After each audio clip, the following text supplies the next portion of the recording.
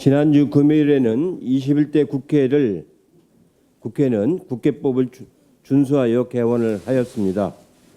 새로운 시대에 새로운 국회를 열겠다는 민주당의 의지와 국민들의 여망이 발현이 된 것입니다. 그러나 진정한 일하는 국회의 개원은 결국 상임위원회가 구성되어야 완료가 됩니다. 더구나 지금 국회는 3차 국난극복 추경안 처리와 질병관리청 신설로 방역체계를 재정비하는 시급한 과제를 안고 있습니다. 상임위가 구성되어야 이를 다룰 수가 있습니다. 국회는 오늘 상임위 구성을 완료하고 조속히 코로나 국난 극복에 나설 책임이 있습니다. 13대 국회부터 20대 국회까지 임기 개시 이후에 상임위 구성까지 개원을 완료하는데 평균 40일 이상이 걸렸습니다. 이는 첫 임시국회 개회 후 3일 이내에 상임위원장 선출을 명시한 국회법 41조 3항을 위반하는 위법 탈법적인 행위이며 결코 관행이란 이름으로 정당화될 수 없습니다. 제가 다시 말씀드립니다. 그동안의 잘못된 관행을 관행이라는 이름으로 자꾸 국회 발목 잡는 데 쓴다면은 저희는 단호히 그 부분을 거부하겠습니다. 우리 민주당은 준법국회, 준법개헌의 관행을 새로이 만들고자 합니다. 미래통합당에 다시 한번 단호하게 말씀드립니다. 야당의 위법하고 잘못된 협상 자세는 결코 성과를 얻지 못할 것입니다. 지금이라도 국회법을 지켜서 국민을 위해 일하는 국회 개원에 협조해 주시기를 부탁을 드립니다. 오늘까지 야당이 상임위원 명단을 제출하지 않는다는 얘기가 들리는데 결코 그렇게 해서는 안 됩니다.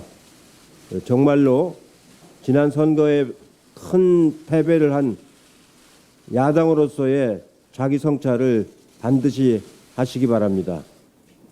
오늘 중1과 초등학교 5, 6학년 학생들이 등교 수업을 시작을 했습니다. 이제 모든 초중고 학생들이 등교 수업이 시작된 것입니다.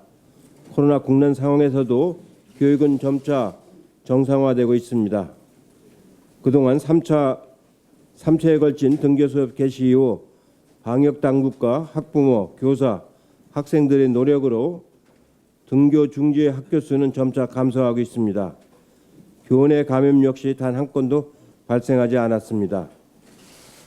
다행스럽고 감사한 일입니다. 어제 얘기를 들어보니까 학교에서 감염되기보다는 오히려 학생들이 개인적인 취미 생활을 하는 그런 과정에서 감염된 경우가 더러 나오고 있다고 합니다. 지난번 선거도 우리가 크게 치렀지만 감염 사태가 없었고 이번 학교에서도 적절하게 거리두기를 준수하면은 이런 감염 위험을 벗어날 수 있다고 생각을 합니다. 지난주 후반 확진자 숫자가 50명 내외로 늘어난 것에서 보듯이 아직도 수도권을 중심으로 소규모 집단 감염이 계속 이어지고 있습니다. 물론 우리 방역과 의료 역량으로 관리 가능한 수준이긴 하나 입시를 앞둔 수험생들과 어른 학생들 생각하면 좀 더 생활 방역에 힘을 써야 할 것 같습니다. 우리나라는 개인의 자유와 경제활동을 최대한 보장하면서도 관리 가능한 수준으로 감염병 확산을 억제하고 있는 보기 드문 국가입니다.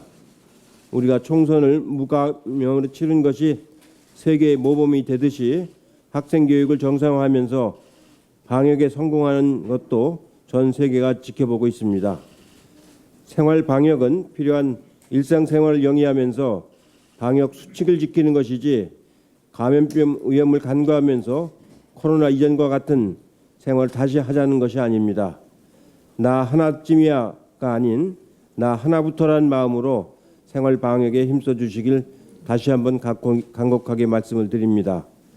10시 반부터 의원총회가 있을 예정인데 이번 국회에 대응하는 우리 당의 결연한 입장을 우리 의원님들이 잘 보여주시기를 기대하겠습니다.